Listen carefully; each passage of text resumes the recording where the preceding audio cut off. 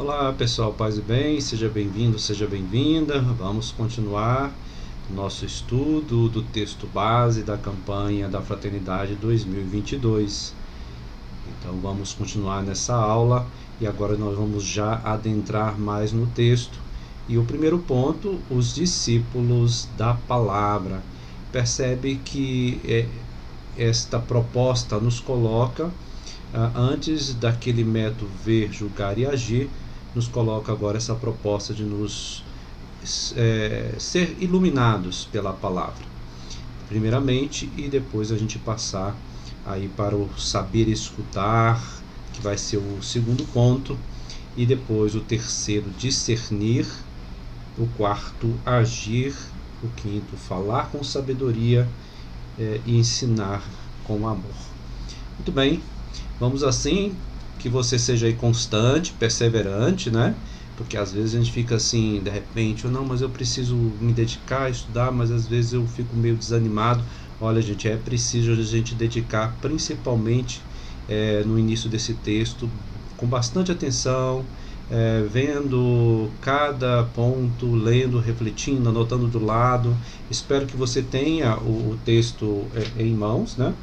Para que você possa também aí fazer as suas anotações do lado aí do seu texto. Então vamos seguir juntos então nessa terceira aula. Espero que possa aí contribuir na sua pastoral, no seu movimento, na sua comunidade. Discípulos da palavra, vamos meditar esse texto bíblico para que ele possa nos iluminar para a gente ir nos passos seguintes. Jesus foi para o Monte das Oliveiras. De madrugada voltou ao templo e todo o povo vinha até ele, que, sentado, os ensinava. Jesus os ensinava. Então os escribas e os fariseus trouxeram uma mulher flagrada em adultério. Colocando-a no meio, disseram a Jesus: Mestre, essa mulher foi flagrada em adultério. Moisés na lei nos mandou apedrejar tais mulheres. E tu que dizes? Eles perguntaram isso para pô-lo à prova e ter motivo para acusá-lo. Jesus, porém, inclinando-se, começou a escrever com o dedo no chão. Como insistissem em perguntar, Jesus ergueu-se e disse: Quem dentre vós não tiver pecado, atire a primeira pedra. E inclinando-se de novo, continuou a escrever no chão. Ao ouvirem isto, foram saindo um por um, a começar pelos mais velhos. Jesus ficou sozinho com a mulher, que continuava no meio em pé. Erguendo-se, Jesus lhe disse: Mulher, onde estão eles? Ninguém te condenou? Ela respondeu: Ninguém, Senhor. Jesus então lhe disse: Eu também não te condeno. Vai e de agora em diante não peques mais. Muito bem, vamos aí refletir a partir desse texto. Então nós temos aí diante dos olhos, a proposta deste documento nos coloca a sabedoria de Jesus. Segundo o Evangelho de São João, Jesus, meio ano antes de sua morte, presenciou a festa das tendas no Templo de Jerusalém. Durante a semana da festa, ele pernoitava no Monte das Oliveiras.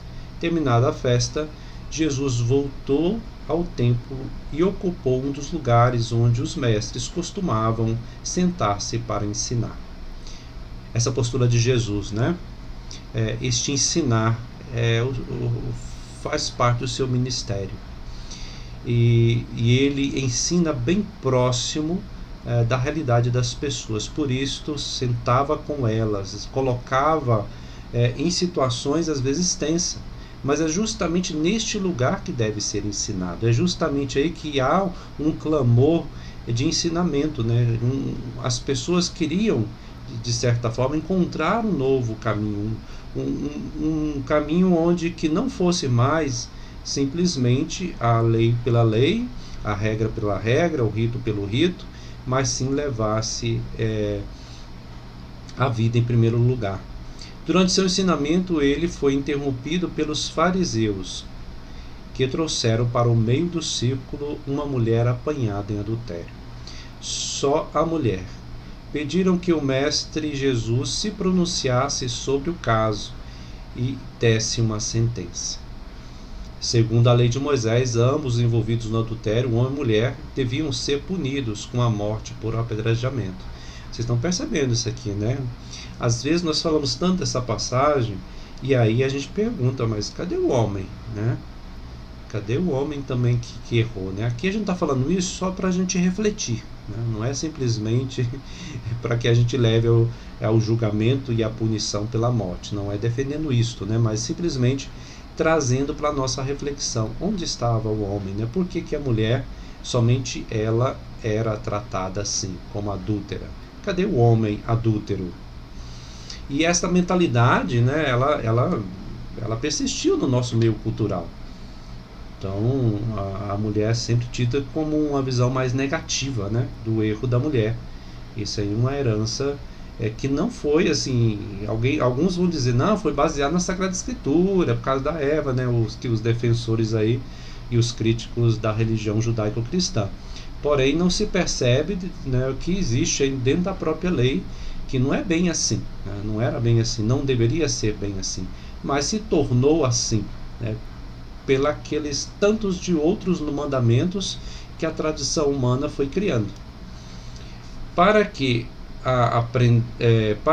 apresentaram o caso a Jesus? A lei era conhecida pelos fariseus e em Jerusalém não faltava juízes para dar as sentenças. Né? Ou seja, eles queriam o quê? Queriam empurrar para Jesus o papel de juiz. Mas alguns detalhes nos revelam a falta de sinceridade nos acusadores. Isso é muito comum, gente, entre nós, os líderes religiosos, né, os nossos também líderes leigos, que muitas pessoas vêm perguntando para a gente certas situações justamente para que a gente julgue, né, ou traga para um julgamento, né, uma espécie de uma religião mais moralista, mais conservadora. Aqui não estou dizendo que a prática cristã não tenha só moral, é claro que tem, mas aí a gente tem que refletir da onde é que surgem essas indagações, né? No fundo, não queriam a verdadeira justiça, que é a bondade objetiva de Deus Pai Criador. Queriam testar Jesus, colocá-lo à prova. Desejavam que ele esquecesse seu ensinamento de amor e caridade, que os incomodava e que condenasse a mulher à morte prescrita pela lei de Moisés. Então é uma ação bem diabólica, né, da parte deles. Além de testar Jesus, parece que também queriam fazer prevalecer a rigidez do cumprimento da lei e dar a conhecer a todos que ela é quem salva e que somente eles são seus legítimos representantes. Então pense só a situação, né? Então eles colocam ali diante de Jesus uma situação para ele ser testado e eles na expectativa que ele legitimasse aquela postura e eles saíram ali como os verdadeiros líderes religiosos, né? Só que religioso não tinha nada, né? Só interesses mesmos e aí de morte mesmo. Mas a farsa não estava bem montada. A intenção não era imparcial e objetiva, como deve acontecer em todos os julgamentos. Além disso, faltava a outra parte do delito, a saber, a parte masculina. A mulher no judaísmo de então não tinha direito de tomar a palavra em público.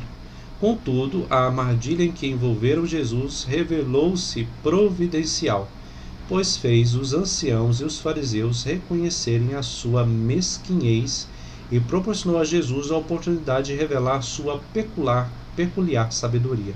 Então aquilo que parecia sem saída, Jesus usa deste momento para ensinar. Talvez um momento menos tenso, que a gente também pode perceber essa postura de Jesus, aproveitando as situações para ensinar, é quando o relato evangélico vai dizer que a mãe e os irmãos de Jesus estavam lá fora e queria vê-lo, chamava por ele. E ele aproveita este momento para ensinar. Claro que nesse exemplo é que eu dei agora é um exemplo mais tranquilo, não havia tanta tensão assim, porém, em todos esses dois tem algo semelhante, que é justamente Jesus aproveitar a oportunidade para ensinar. Ou seja, Jesus sabe ouvir, sabe discernir e sabe o melhor caminho de ensinar. Jesus curva como os escribas se curvavam sobre os textos sagrados e começa a escrever com um dedo no chão. É a única vez que a Bíblia apresenta Jesus escrevendo. Reerguendo-se, ele diz: quem dentre vós não tiver pecado, atire a primeira pedra. Aqui a revelação da condição humana não é simplesmente uma lição de moral, mas é a revelação também da condição humana, que precisa de resgate, de salvação. E torna a curvar-se para escrever no chão. Tendo ouvido a resposta de Jesus, os fariseus e os demais curiosos se retiraram, um por um, a começar pelos mais velhos. Assim eles demonstraram que julgaram a si mesmos. Conseguiram fazer um processo de observação sobre a si mesmo. Este é o grande perigo, né? Às vezes só viver o rito, como eles estavam vivendo, acaba gerando uma certeza, né, que aquilo traz a salvação e esquece, né, da condição humana. Ao escrever no chão, Jesus se diferencia da prática dos escribas, que sempre invocam o que está escrito. Jesus reescreve, né? Jesus mesmo escreve um novo ensinamento, ditado por seu coração. Nunca alguém chegou a saber o que Jesus escreveu. Podemos imaginar que ele fez de conta que iria escrever a sentença e depois a proclamou. A primeira parte daquilo que o Divino Mestre responde diz respeito aos acusadores. Quem dentre vós não tiver pecado, atire a primeira pedra. Então diz respeito a eles, né? Depois Jesus torna a curvar-se e escreve pela segunda vez. Erguendo-se, Jesus pergunta à mulher: onde estão eles? Ninguém te condenou? Ela responde: ninguém, Senhor.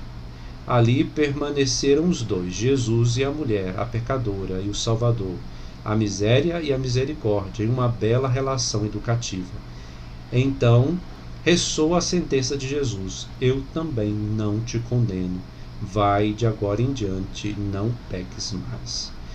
Então, quando a gente fala de misericórdia, né, Deus é Deus de misericórdia, é justamente essa proximidade do amor, da bondade de Deus, esse amor para com o ser humano e a nossa condição que necessita de resgate, de miséria, né?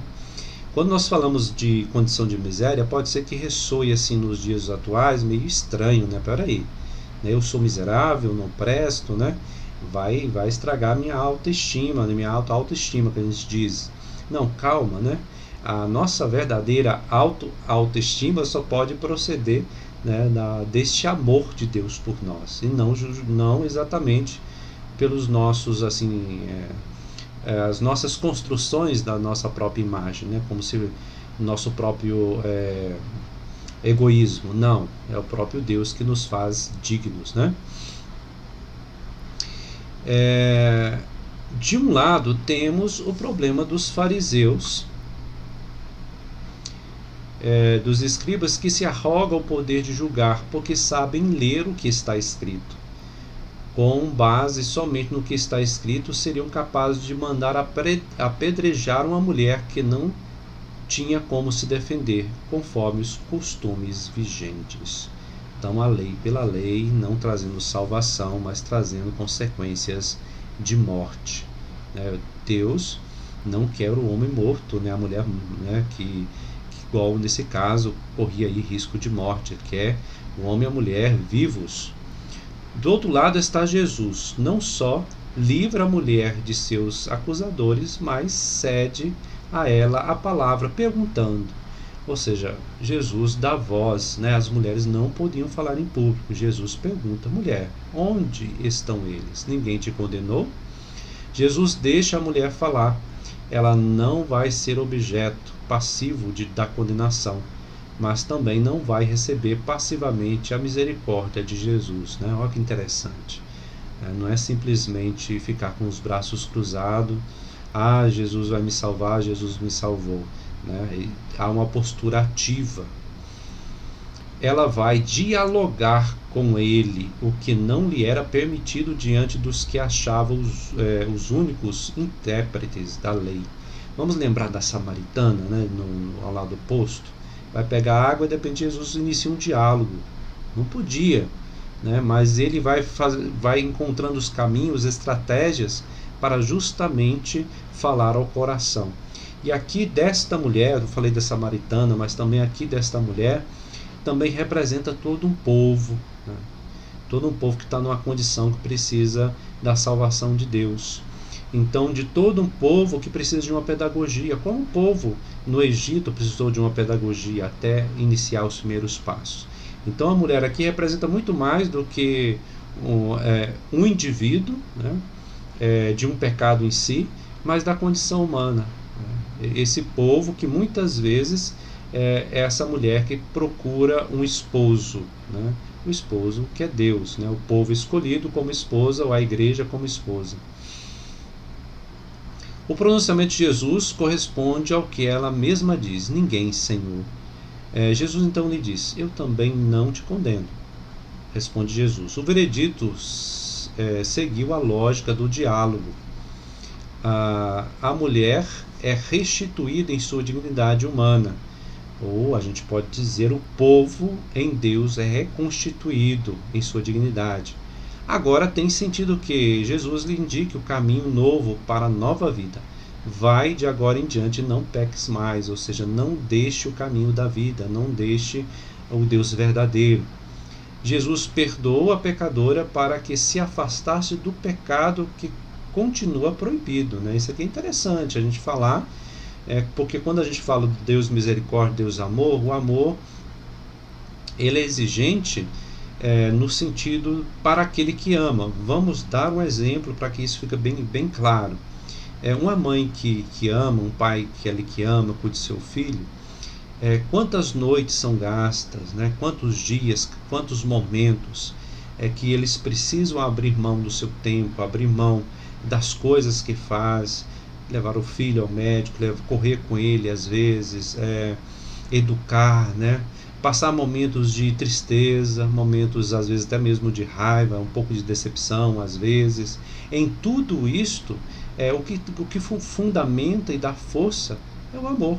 Então o amor é exigente. O amor não é simplesmente passar a mão na cabeça ou concordar com tudo, né?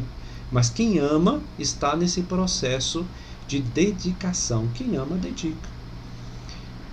Jesus perdoou a pecadora para que se afastasse do pecado que continua proibido. O perdão torna a mulher livre para não mais pecar. É a misericórdia que abre as portas para uma vida nova. Esse perdão aqui também remete para a superação da vergonha, superação da autocondenação ou da culpa, né, que corrói. Quando a culpa fica corroendo, é sinal que não foi perdoado, né? A pessoa não perdoa a si mesma, ou a comunidade não perdoou a si mesma, ou ainda anda na raiva, no rancor, né? No queixume. Então, assim, a gente precisa perceber isso. Quando há perdão verdadeiro, o sentimento de culpa ele é curado, a vergonha também ela é curada. Então a gente precisa compreender bem isso, tá? Porque senão a gente vai achar que sentimento de culpa é fruto de arrependimento, né? E aí aquele sentimento de culpa mal, que ele fica como que, né, a vaca que rumina, né? Fica relembrando os acontecimentos ocorridos, né, os nossos pecados, o pecado da comunidade. Isso é ruim, muito ruim, porque isso danifica, né, a confiança em Deus. Isso aí leva à desconfiança da misericórdia. Isso não é o caminho do perdão. Isso é um adoecimento psicológico de cunho aí espiritual, né? A lei, a Torá, era para os judeus o que nós chamamos de educação. Guarda isso, viu, gente? A lei e a Torá era para os judeus o que nós chamamos de educação. São Paulo diz que a lei foi para ele como pedagogo, uma educadora. Naquele tempo, os pedagogos educavam principalmente através do castigo. da punição. Isso tem voltado nos nossos tempos, né?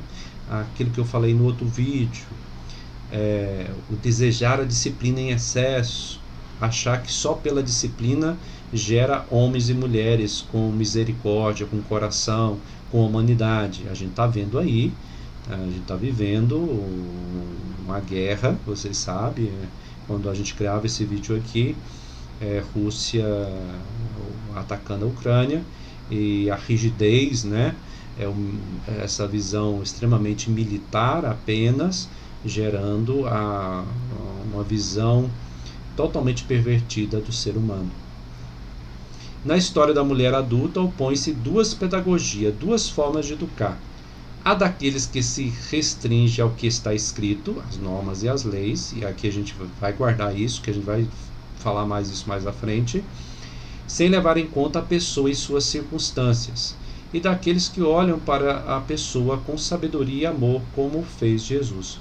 Por isso que assim, a gente tem que tomar muito cuidado com as interpretações daquilo que nós temos como norma, né, regra para nós, mas elas não, na vivência cristã, na espiritualidade cristã, elas não são cardeados, elas não são grades, né? São balizas, indicadores. Mas cada situação, cada comunidade, cada caso, né, cada erro cometido, ele é interpretado dentro do seu contexto, vivenciado dentro do seu contexto, podendo levar a um aprendizado, como nós bem vimos até agora. Então a gente não pode julgar de forma geral, isso é um perigo, gente. Nós temos essa tendência hoje, né? A igreja diz, olha, não pode isso, daí a gente classifica para todo mundo, né? Não pode isso, e a gente fecha a regra. E aí a gente não sabe a história da pessoa, não sabe a história do casal, a gente não sabe a história daquela comunidade, né? Então isto é um grande perigo, né? Não é a lei pela lei, porque isso gera pessoas fundamentalistas, sectárias, moralistas, doentes, né? O que está escrito é importante, mas a forma de ler o que está escrito é decisiva para o avançar no caminho da vida, porque o fundamento é o amor. Veja a pedagogia de Jesus, né? Ele dialoga, conversa, percebe o melhor caminho, silencia, volta a conversar, coloca a pessoa no diálogo, vê a melhor oportunidade, e depois a responsabilidade. Então é um projeto pedagógico, é um caminho pedagógico. Se Deus assim age com todos, Ele então nos convida a fazer isso também, né, com cada um dos nossos irmãos. Por isso que a nossa doutrina, as nossas, vamos dizer assim, regras, elas não podem ser por elas mesmas, elas estão fundadas no amor. No cenário da educação judaica iluminada pela pedagogia de Jesus, há que se perguntar sobre qual é a imagem ideal de homem a ser atingida. É muito mais que uma imagem ideal do homem religioso, mas a imagem do próprio Deus. Considerando toda a sua pedagogia salvadora, sua orientação sempre presente na jornada humana, sua justiça e misericórdia, Deus é o modelo de humanidade possível, pois nos cria a imagem e semelhança, fazendo-se também protótipo de educador. Por mais que você pegue um texto lá do Antigo Testamento e você vê a dureza do povo, a imagem que o povo tinha de Deus, a dureza desse Deus, né, que castigava, punia, na visão do povo, a gente tem que compreender esse processo como uma pedagogia, né, um processo pedagógico, um povo de cabeça dura, que tinha muita dificuldade de entender, né, ela queria só olho por olho, dente por dente. Então era em altos e baixos, em guerras, em mortes, massacres, volta, vai. Isso era bem na infância da caminhada da fé, né? Ali o povo ainda tateando, não sabendo, aprendendo, indo e voltando. Pedras na mão, ódio no olhar, ouvidos surdos aos gritos por socorro e corações endurecidos. Assim era disposição de escribas e fariseus naquele dramático acontecimento. O que levou o coração a ficar duro, né? O que aconteceu, gente? Aí a gente vai perceber, né? Fixou-se em regras, em ritos. quando uma tragédia estava prestes a acontecer a uma mulher que seria imediatamente apedrejada. Perdeu todo o sentido, né? Não matarás. Lembra? Está lá na pedra, né? Lá no antigo, lá no início da caminhada do povo. Mas o que foi que a tradição humana cresceu tanto acima da lei básica divina? Pois é, isso pode acontecer também nos tempos atuais, aqueles que querem ser tão cristãos, tão católicos, né, no nosso caso aqui discutindo, tão católicos que tem raiva, rancor, ódio no coração e traz a guerra. Imagina só, né? Ninguém parava para pensar nem analisava se havia causas para o problema ou outras possibilidades de solução. Bastava o fundamentalismo legal aplicado arbitrariamente. Por que arbitrariamente, gente? Porque não tem reflexão, não tem avaliação. Será que a norma, a regra serve para todos? Por que o homem não está aqui, é só ela? Não existe essa pergunta. Diante da crise, imaginava que ao matar eliminaria um erro e tudo estaria resolvido. Gente, olha, diante da crise, imaginavam que ao matar eliminaria um erro e tudo estaria resolvido. Essa concepção existe hoje no nosso meio social, político, educacional? Olha só, né? A tentativa de reduzir a minoridade penal, grupos querendo, grupos fundamentalistas, né? Grupos não religiosos, mas também aí ligado à justiça, querendo reduzir a minoridade penal, sem nenhuma estrutura de país, de educação adequada para isso, né? Acreditavam que desta forma manteriam íntegros a moral, os costumes, a obediência às leis e a paz social, e ainda o faziam com piedade em nome de Deus. Os nossos preconceitos, né, de todos os níveis, achando que nós estamos defendendo a família e a moral, e às vezes a gente está causando um mal maior, porque nos tornamos pessoas de coração duro, né, rigorosas, rígidas, né, principalmente com os outros, né? Mas quando cometemos erros, somos mais maleáveis, né? Queremos o perdão mais fácil, né? Jesus, educador, entra naquela realidade conflitiva, ele está no meio da realidade conflitiva. Por isso que a igreja não é um lugar de ficar todos tranquilos, né? Não é justamente esse o lugar, é a realidade conflitiva. Enxergava criteriosamente o problema. Então a gente não pode fugir de temas espinhosos, realidades espinhosas, conversar com pessoas que estão ali em situações difíceis, né? Escuta e sente o pavor daquela mulher e os argumentos dos seus justiceiros. É um desafio para nós, né? O caminho da paixão. Jesus não polemiza, não acirra os ânimos, não pensa o problema de modo isolado. Olha essa postura sábia, né? Ele simplesmente poderia ir bater de frente com esse grupo aí que está acusando, apedrejando, querendo apedrejar a mulher, né? Mas ele não faz isso, ele encontra um caminho diferente. Antes, procura escutar em silêncio o que dizem, saber escutar. Depois, em diálogo, conduz pedagogicamente todas as partes envolvidas para que sintam e reflitam sobre as fragilidades humanas. Pensam e reflitam sobre as fragilidades humanas. Por que esses fariseus não pensavam sobre as suas próprias fragilidades? Será que também nós caímos nisso? Será que nós não estamos pensando as nossas próprias fragilidades? Estamos querendo viver pela norma e a regra e a lei apenas? Quando todos aprendem a complexidade da própria situação em que estão envolvidos, as atitudes e a realidade se transformam. Gente, a vida é complexa. Não dá para resumir a vida num único dito, né? É preciso saber ouvir cada situação. A vida não tem só branco e preto, né? Só esquerda ou direita, só aparentemente, né? Aquilo que é bom, aquilo que é ruim.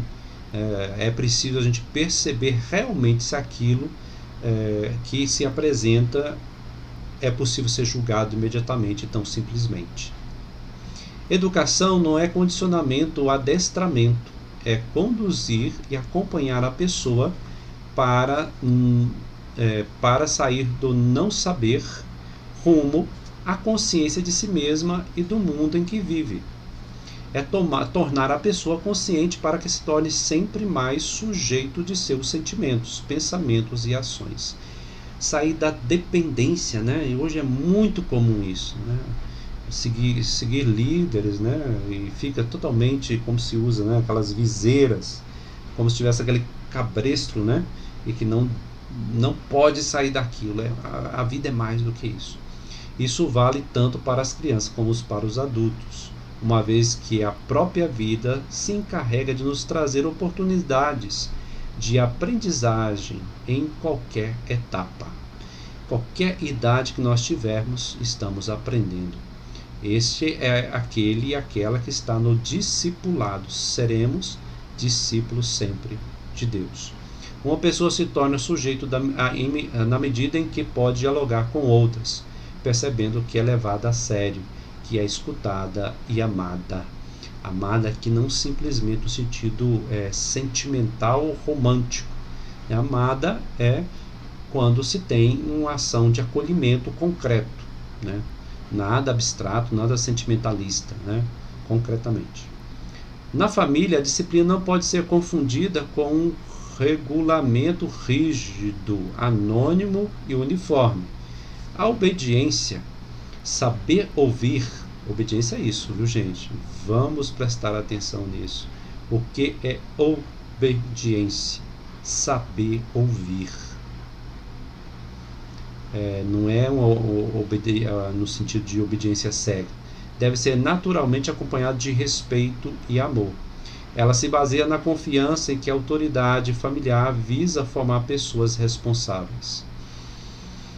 Quaisquer que sejam as pretensões dos estados modernos em relação aos problemas educacionais da infância e da juventude, jamais eles conseguirão suprir a influência preponderante do lar. Não há como, gente, terceirizar a educação familiar. Não existe isso. E muitas vezes o nosso estado moderno, né, desmoderno, neoliberal, a gente tem essa tendência de terceirizar. A escola são os professores que devem educar, né? A igreja, a catequese. Pois é, não é bem assim não. A igreja sempre valorizou a ciência e o conhecimento, inclusive o conhecimento técnico e científico. Muitas vezes atacado e menosprezado por meio do qual participamos da obra da criação. No entanto, não se pode reduzir a educação apenas à transmissão de conhecimento, senão a gente vai se tornar simplesmente escravo do consumismo e vamos continuar nesse caminho de destruição do planeta.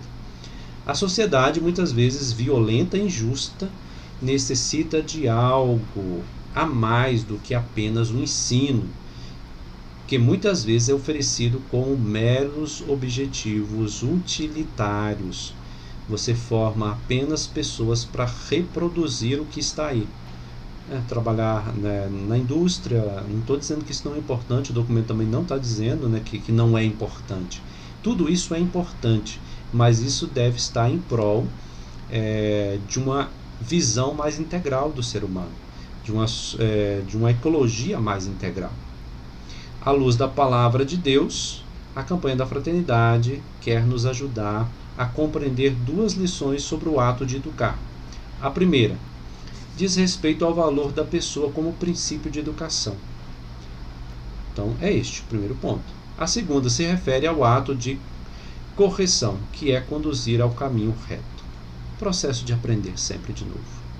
Não é repressão, mas é orientar a pessoa no caminho de uma vida transformada, verdadeiramente convertida à luz da verdade.